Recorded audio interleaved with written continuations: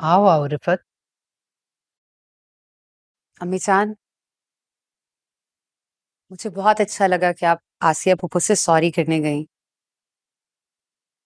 हाँ भाई, हज और उम्रे पर जाने से पहले सबसे मिलना हमारी रिवायत है। लेकिन अम्मी जान, तलखी तो मेरी अम्मी से भी हुई थी ना। मगर आप ये बात तुम्हारे जहन में कैसे आई? तुम्हारी माँ ने तो यकीनन तुमसे फोन पे बात नहीं की होगी।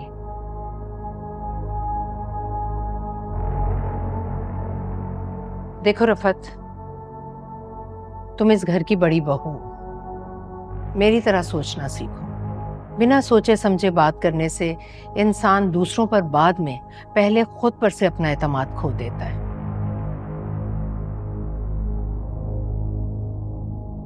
अम्मी जान, अगर आपको मेरा शिकवा करना बुरा लगा है तो माफी चाहती हूँ।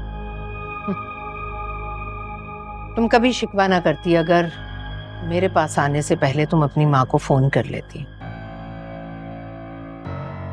मैंने तुम्हारी और साइमा की माँ को फोन कर लिया था। मुझसे अगर किसी किस्म की दिल आजारी हुई है तो मैंने उनसे माफी मांग ली है। लेकिन तुम्हारी माँ का मेरे घर ना आने का फैसला बिल्कुल वैसा ही है, क्योंकि वो किसी नफरत की बुनियाद पर नहीं था, बल्कि मेरे उसूलों की बुनियाद पर है।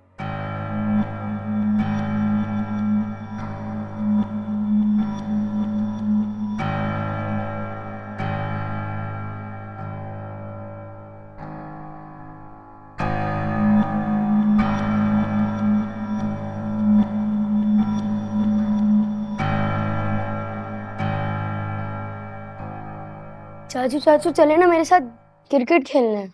अरे नॉट टुडे यार, आई एम टायर्ड। चले ना चाचू, सनसेट होने वाला है, चले ना जरा। अरे राहील, क्या हो गया है? क्यों इतनी जिद कर रहे हो? छोटी मम्मा देखिए, ये चल ही नहीं रहे मेरे साथ क्रिकेट खेलने। आप इनसे बोले ना।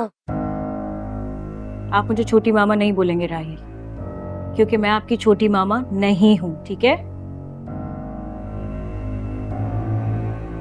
ये तुम बच्चे से बात किस तरह से कर रही हो? अपनी नफरत अपने तक रखो। बिला वजह बच्चे के दिल में नफरतें मत डालो। बच्चे की तो बात है भाभी, मेरे बच्चे नहीं है ना। किस किस तरह के ताने सुनने पड़े, और वो फिर आपकी अम्मी के जहरीले अल्फाज कि साइमा के बच्चे होंगे भी या नहीं। जरार, तुम देख रहे हो ना ये मुझसे किस तरह से बात कर रही है।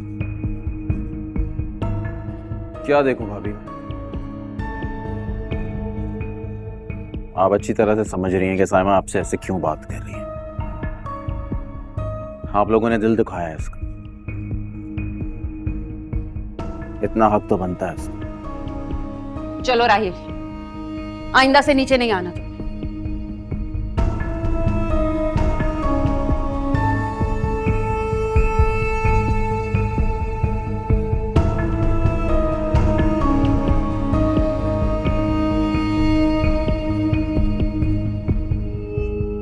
चुप करके बैठो यहाँ पे।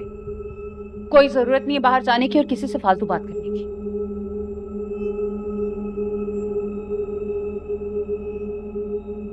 क्या हुआ, इतने गुस्से में क्यों हो? धनी क्या कह दिया साइमा? कौन सी कयामत तोड़ी गई? क्या कहा है साइमा ने? वो सबको अपनी नफरत का निशाना बना रही, चाहे मैं हूं या राहिल। सबको भूल गई। मुकम्मल तौर पे आंखों से बाहर हूं। एक मिनट। राहिल, जी बाबा। बेटा आप अपने रूम में जाएं। ओके।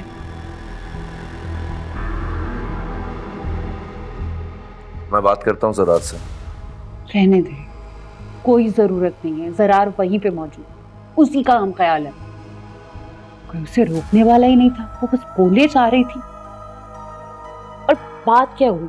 इतनी सी हुई ना कि बेऔलाद का कोई झूठ तो नहीं बोला, कोई बहुतान तराजी तो नहीं की। हकीकत ही थी ना। वो है कि उसके गुस्से की आग ठंडी नहीं हो रही, बस मुझे नीचा दिखाना चाहती। वो मैं होने नहीं दूंगी। खामोश रहना।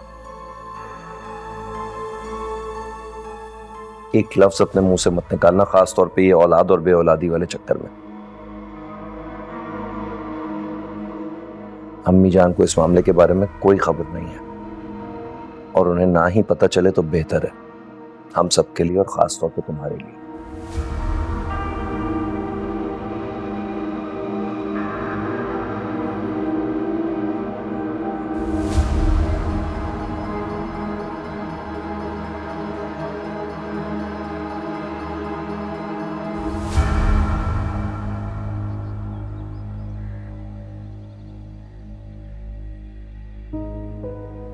अरे राहिल, क्या हुआ, इतने उदास क्यों बैठे हो?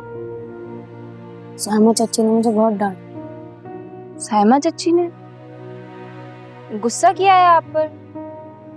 लेकिन वो तो आपकी छोटी मम्मा है ना।